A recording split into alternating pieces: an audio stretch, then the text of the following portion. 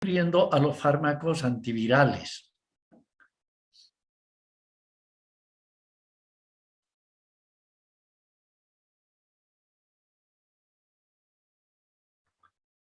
Bueno, es para un recuerdo y poder ubicarnos nuevamente de la parte donde nos vamos a referir en nuestra clase de hoy día.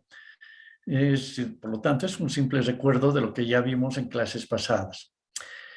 Habíamos hecho una clasificación de los fármacos antivirales en dos grupos.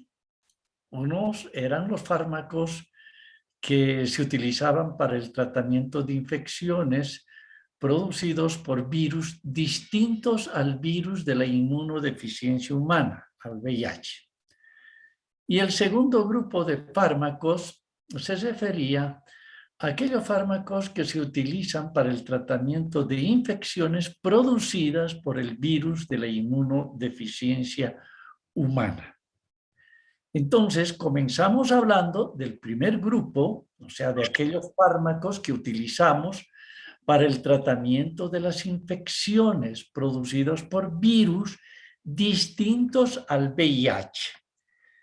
Y habíamos tenido oportunidad de referirnos a un primer grupo dentro de este, que son los análogos de los nucleósidos, y habíamos hablado del aciclovir. Posteriormente, habíamos visto otro fármaco, que es el valaciclovir, otro fármaco, el penciclovir y el fanciclovir, el valganciclovir, la ribavirina. Esos eran los análogos de los nucleósidos. Y dentro de los análogos de los nucleótidos, que era el segundo grupo dentro de este primero, tenemos el cidofovir, el adefovir y el tercer grupo que habíamos visto eran los análogos de los pirofosfatos. Y entre los análogos de los pirofosfatos habíamos tenido oportunidad ya de ver el foscarnet. Este es el último fármaco que habíamos visto antes de nuestro receso. Entonces, hoy vamos a continuar con este primer grupo de fármacos que se utilizan para el tratamiento de infecciones producidas por virus distintos al virus de la inmunodeficiencia humana. Y este grupo son las aminas tricíclicas. Y entre estas aminas tricíclicas, en primer lugar, tenemos a la amantadina. Esta amantadina es un fármaco que tiene muy buena acción sobre el virus de la gripe A. Este fármaco amantadina actúa de tres formas, tiene triple mecanismo de acción sobre estos virus de la gripe A. El primer mecanismo, este es un fármaco que va a inhibir la descapsidación del virus. ¿En qué consiste esto de la descapsidación? Esta descapsidación viral es la pérdida de la cubierta proteica, que se llama también cápsida, y que al perder esta cubierta proteica deja libre el genoma viral en el citoplasma celular. En eso consiste la descapsidación. Entonces, la amantadina va a inhibir este proceso, de tal forma que el genoma viral no va a poder salir y no va a poder pasar hacia el citoplasma de la célula. Ese es el primer mecanismo que tiene. Un segundo mecanismo que tiene esta amantadina es que es un potente inhibidor de la replicación del virus de la gripe A. Y un tercer mecanismo que también tiene este fármaco es que va a inhibir la transcripción primaria de la síntesis del ácido ribonucleico viral. Entonces, la amantadina actuaría sobre este virus de la gripe A de estas tres formas, inhibiendo la descapsidación, inhibiendo también la replicación y también va a inhibir la transcripción primaria del ARN. En cuanto a la cinética de este fármaco, es un fármaco que se administra por vía oral, tiene muy buena absorción, su biodisponibilidad es de un 95%. Es un fármaco que prácticamente no se metaboliza en el organismo, se va a eliminar íntegramente por vía renal en forma activa. Tiene una semivida de 12 a 17 horas. En cuanto a la toxicidad de este fármaco, generalmente lo más frecuente son la toxicidad neurológica, que se va a caracterizar por los estados de letargia, ansiedad, insomnio, confusión, también pueden presentar temblores y menos frecuentemente diarrea, puede dar lugar a un exantema cutáneo y también hay algunos casos de retención urinaria. Estos serían los efectos tóxicos de la amantadina. La indicación terapéutica que tiene este fármaco se utiliza en la prevención y en el tratamiento de la gripe producido por el virus de la gripe A. Si es que se va a utilizar este fármaco como tratamiento de la gripe A, se debe emplear, se debe administrar muy precozmente. Se indica que debe administrarse antes de las 48 horas de haberse presentado los primeros síntomas, signos de la enfermedad de la gripe. En ese caso, sí va a tener resultados este fármaco. Si no, ya sería muy tarde y ya no tendría efectividad la amantadina. La dosis de administración, tanto para la prevención como también para el tratamiento, es de 100 miligramos cada 12 horas por 5 días. Esas es las características de este fármaco, la amantadina. Dentro de este mismo grupo de las aminas tricíclicas, tenemos otro fármaco, que es la rimantadina. Esta rimantadina también es un fármaco que actúa sobre el virus de la gripe A, con un mecanismo de acción semejante a la de la amantadina. Es decir, va a inhibir la descapsidación viral, también va a producir una potente acción inhibidora de la replicación del virus de la gripe A y, en tercer lugar, va a inhibir la transcripción primaria del ácido ribonucleico. En cuanto a la cinética de la rimantadina, también es un fármaco que al administrarse por vía oral se absorbe muy bien, pero ya en el torrente circulatorio hay un 75 a un 90% de la rimantadina que se va a metabolizar en el hígado. Y aquí está la primera diferencia con la mantadina, que habíamos dicho que no se metaboliza la mantadina.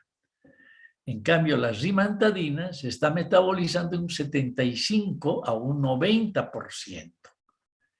Y el restante que no se ha metabolizado, es decir, el 10 al 25% que no se ha metabolizado, será eliminada por la orina.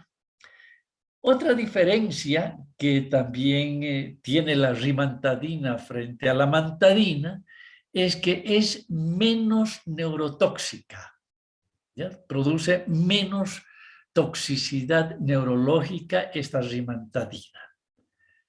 Y finalmente, la otra diferencia que tiene rimantadina con la mantadina es su vida media.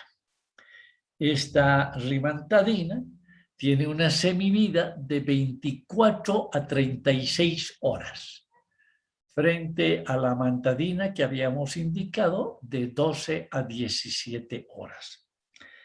Las indicaciones terapéuticas que tiene la rimantadina son semejantes a la de la mantadina, o sea, para la prevención y el tratamiento de la gripe por el virus A, y que se administra en las mismas dosis. Se puede administrar de 100 miligramos cada 24 horas por 5 días, o dada su poca toxicidad que tiene en relación a la mantadina, incluso se puede dar 100 miligramos cada 12 horas por 5 días.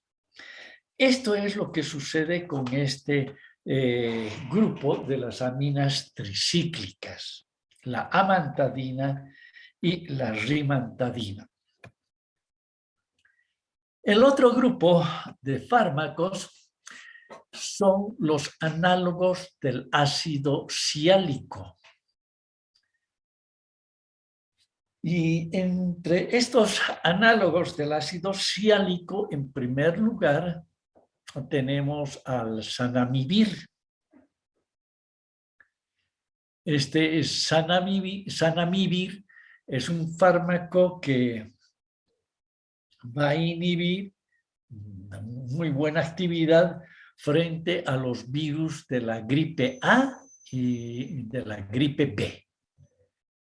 Entonces, ese es el espectro que tendría el zanamivir. Actúa sobre los virus de la gripe A y virus de la gripe B. ¿Cuál es el mecanismo de acción que tiene este zanamivir?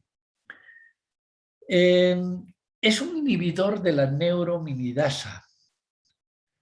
Es un inhibidor de la neuroaminidasa, que esta neurominidasa es una molécula que le permite al virus entrar y salir de la célula que ha infectado o a la que le va a infectar.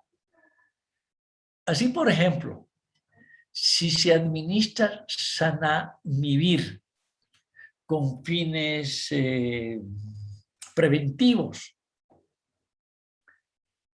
entonces al administrar el zanamivir y al inhibir a la neurominidasa, no le va a permitir ingresar al virus a la célula, ¿ya? Porque habíamos dicho que la neuraminidasa, una molécula que permite ingreso del virus a la célula, pero como se ha inhibido a esta neuraminidasa, pues ya no ingresa el virus a la célula. Esa es la situación cuando administramos con fines preventivos. Pero ¿qué pasa si el virus ya ha ingresado a la célula? ¿Ya? Entonces, si administramos en esta situación el zanamivir, pues va a inhibir a la neuraminidasa, pero esta neuraminidasa, al quedar inhibida, no va a poder salir el virus de la célula. Es decir, no va a poder producir su diseminación en otras células. Si bien en esta célula se va a reproducir, pero no va a poder salir. Entonces, ese es el mecanismo de acción que tiene el Sanamivir en estos virus de la gripe A y de la gripe B. En cuanto a la cinética de este fármaco, se administra exclusivamente por vía inhalatoria, alcanzando obviamente altas concentraciones en las vías respiratorias superiores. Sin embargo, en un 15 a un 20% más o menos de este fármaco va a pasar al torrente circulatorio, desde las vías respiratorias, va a pasar al torrente circulatorio y de ahí será eliminado sin metabolizarse por la orina. Estos son los efectos, esta es la farmacocinética. En cuanto a los efectos tóxicos que tiene el Sanamivir, en un porcentaje muy bajo, 5%, no pasa del 5%, un efecto tóxico sería el broncoespasmo que puede producir en estos pacientes. En cuanto a las indicaciones terapéuticas que tiene este fármaco, cuando se administra el Sanamivir en estos pacientes infectados por virus de la gripe A o virus de la gripe B, va a cortar la duración de la gripe. Prácticamente acortaría la duración de la gripe en un día a un día y medio como máximo, ¿ya? Esa sería la duración que tendría la gripe gracias al Sanamivir, porque ha cortado la sintomatología, la enfermedad de esta enfermedad, pero para esto es necesario administrar el fármaco lo más precoz que sea posible. Igual que habíamos indicado para las aminas tricíclicas, pues hay que administrar antes de las 48 horas de haberse iniciado los primeros síntomas de la gripe. Esto es un fármaco que en cuestión de prevención también es muy efectivo. Prácticamente la efectividad sería de un 70% en todos aquellos casos donde se presentan epidemias comunitarias. Entonces, en estos casos, la administración del Sanamivir va a evitar que presenten la gripe por el virus A o la gripe por el virus B. La dosis de administración sería de 10 miligramos cada 12 horas y se administra también por 5 días. Eso es lo que sucede con el Sanamivir. El otro fármaco de este mismo grupo, es decir, análogo del ácido ciálico, es el oseltamivir. Este oseltamivir es muy semejante en cuanto a la farmacodinámica que el anterior fármaco, que el Sanamivir. Por lo tanto, tiene una acción muy efectiva sobre el virus de la gripe A y sobre el virus de la gripe B. También en su mecanismo de acción es semejante al Sanamivir, es un inhibidor de la neuraminidasa, recordando que esta neuraminidasa es una molécula que le permite al virus ingresar a la célula y salir de la célula. Al quedar inhibida esta neuraminidasa, pues no va a poder ingresar el virus a la célula, y si estaba dentro de la célula ya no le va a permitir salir de la célula, y de esta forma evita la diseminación de la enfermedad. Este Sanamivir se administra también se administra por vía oral, es la primera diferencia entonces con el Sanamivir. Sanamivir se administra por vía inhalatoria, el oseltamivir se administra por vía oral, con una biodisponibilidad bastante alta de un 70%. Este es un fármaco muy seguro, por lo tanto no tiene los efectos adverso que habíamos indicado con el zanamivir, que era el broncoespasmo. Es un fármaco que un porcentaje muy bajo, un 5%, quizás hasta un 10%, podrían presentar un estado nauseoso y vómitos por este oseltamivir. Las indicaciones de este fármaco son las mismas que para el zanamivir, son para la prevención y también en el tratamiento de la gripe producido por el virus de la gripe A y virus de la gripe B. En el tratamiento, recordando que hay que administrar en forma precoz antes de las 48 horas de haberse iniciado los primeros síntomas de la gripe. Las dosis de administración del oseltamivir serían de 75 miligramos que se administra cada 12 horas por 5 días.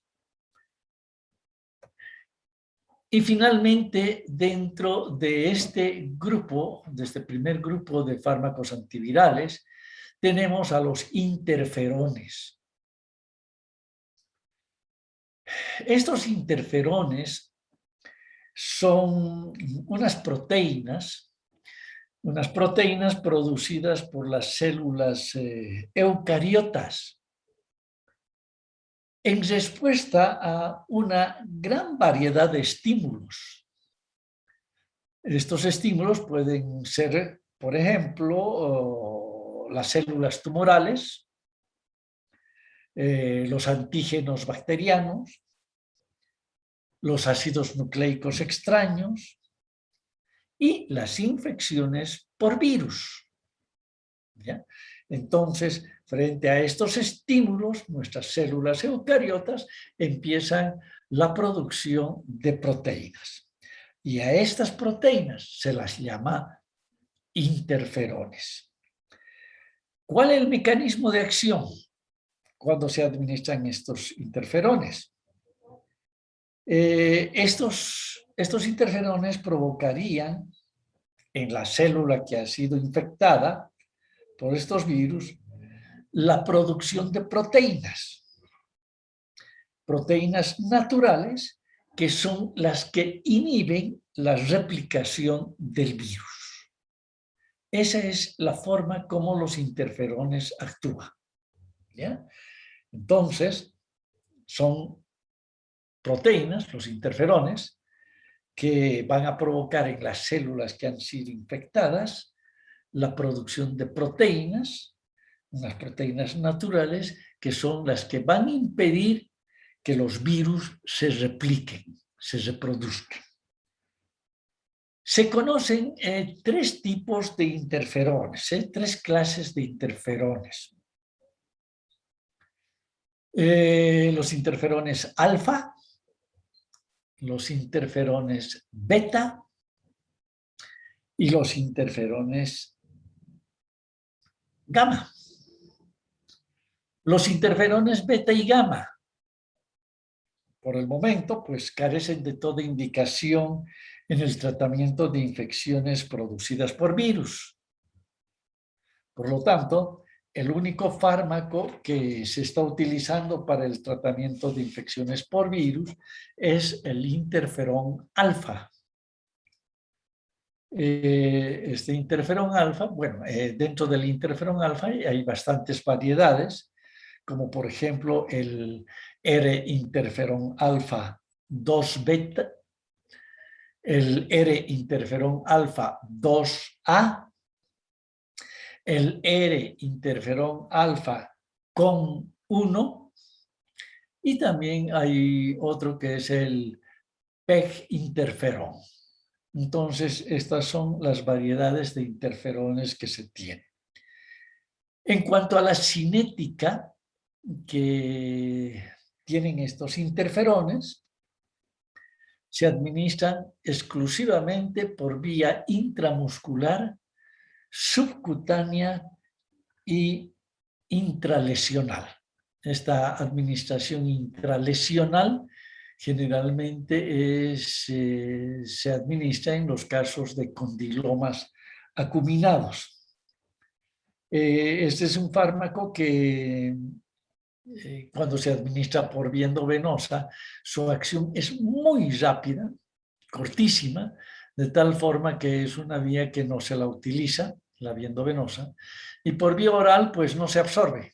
Cuando se administra por vía oral no se absorbe a nivel gástrico intestinal. Entonces, las únicas vías de administración son la intramuscular y la subcutánea. Y la intralesional, obviamente. Cuando se administran por estas vías, intramuscular subcutánea, su concentración plasmática máxima del interferón alfa se estaría logrando hacia las 4 a 8 horas después de su administración. Es un fármaco que se va a eliminar por vía renal en su mayor porcentaje y muy poco por la bilis. Es un fármaco que tiene una semivida plasmática corta, de 2,5 a 5 horas, su semivida plasmática, pero los efectos antivirales persisten por varios días. ¿Ya? En cuanto a los efectos secundarios, en cuanto a la toxicidad, un porcentaje bastante alto, 75% de los pacientes presentarían el denominado síndrome gripal. Es un síndrome gripal que aparece muy precozmente y va mejorando tras las primeras semanas de tratamiento con estos interferones.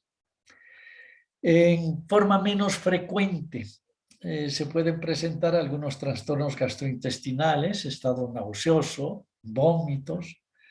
Se pueden presentar también algunas alteraciones de tipo neurológico, como estados de depresión, insomnio, trastornos de la personalidad e incluso podrían dar lugar a convulsiones.